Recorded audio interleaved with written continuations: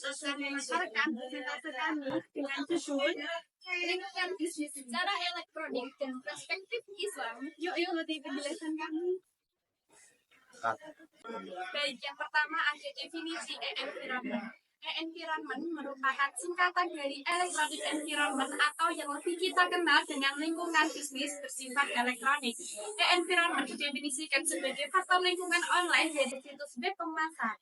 Environment ini sendiri terdiri dari 3 dimensi utama, yaitu yang pertama daya tarik estetika, yang kedua keamanan finansial, dan yang ketiga tata letak dan fungsionalitas. Kemudian ada analisis SLEPT. Analisis SLEPT merupakan sebuah analisis mengenai environment oleh suatu perusahaan yang dipengaruhi oleh faktor sosial, legal, ekonomi, politik, dan teknologi. Pada faktor sosial ini menganalisis posisi perusahaan dalam masyarakat dan sikap terhadap isu sosial. Yang kedua, legal, ini merupakan faktor hukum yang mencakup segala hal yang berkaitan dengan isu-isu legislatif. Yang ketiga, ekonomi, faktor ekonomi ini menjadi acuan bagi perusahaan dalam menjalankan operasional bisnis. Yang keempat, ada politik, keputusan politik dan pernyataan yang diambil dapat memiliki dampak signifikan pada perekonomian nasional. Dan yang kelima, ada teknologi. Teknologi menjadi penyebab utama munculnya bisnis modern saat ini.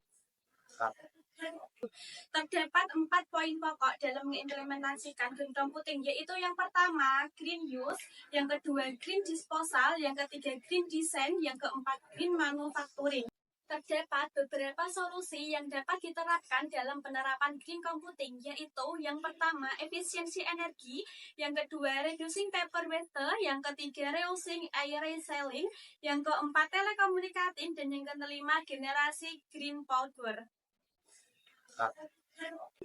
Selanjutnya ada manfaat green computing. Yang pertama, penghematan energi. Green computing membantu mengurangi penggunaan energi dengan menggunakan perangkat yang efisien.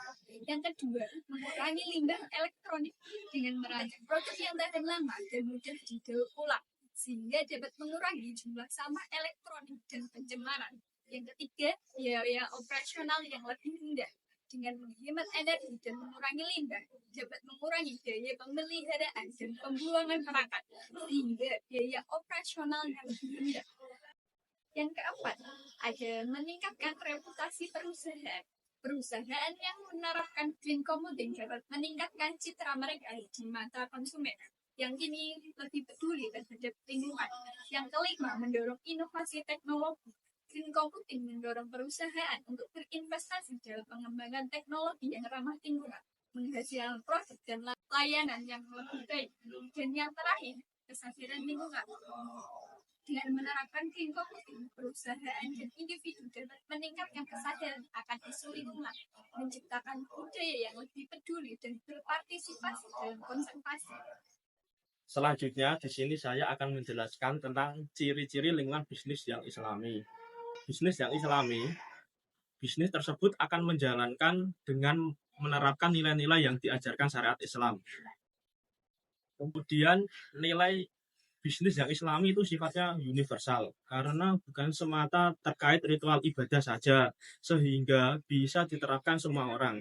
Ciri-ciri lingkungan bisnis yang islami berdasarkan asas ekonomi syariah, yaitu ada kemaslahatan, kemudian keseimbangan, kemudian persaudaraan, keadilan, dan universal. Untuk menegakkan kemaslahatan, ciri-ciri lingkungan bisnis yang islami itu ketika lingkungan tersebut ditata dan dikelola dalam rangka menegakkan kemaslahatan. Kemaslahatan tersebut tidak hanya individu, tetapi juga kemaslahatan yang bisa dirasakan oleh SDM yang ada di perusahaan tersebut. Perusahaan yang islami akan memikirkan kemaslahatan setiap SDM yang terlibat di dalam bisnis tersebut. Juga akan memperhatikan ADAL. Apa itu ADAL? Analisis mengenai dampak dan lingkungan. Kemudian penerapan program zakat, corporate social responsibility, serta program sosial yang baik lainnya. Oke, kamera cam. Berikut penerapan green computing yang bertujuan untuk mengurangi pengaruh bahaya lingkungan. Berikut ada beberapa metode penerapan green computing agar lingkungan kita lebih ramah dalam sistem komputasi. Yang pertama, pemanfaatan energi alternatif. Yang kedua, efisiensi energi. Yang ketiga, daur ulang perangkat keras. Yang keempat, virtualisasi. Yang kelima, pengurangan emisi karbon. Yang keenam, telecommuting dan cloud computing. Kemudian yang terakhir adalah kesadaran dan edukasi. Kemudian penerapan green computing dalam kehidupan sehari-hari dapat dilakukan dengan cara berikut. Yang pertama, menggunakan perangkat hemat energi. Yang kedua, daur ulang perangkat elektronik. Yang ketiga, mengoptimalkan pengaturan energi. Yang keempat, cloud computing. Kemudian yang terakhir adalah kesadaran dan edukasi. Kemudian penerapan green computing dalam kehidupan sehari-hari dapat dilakukan dengan cara berikut.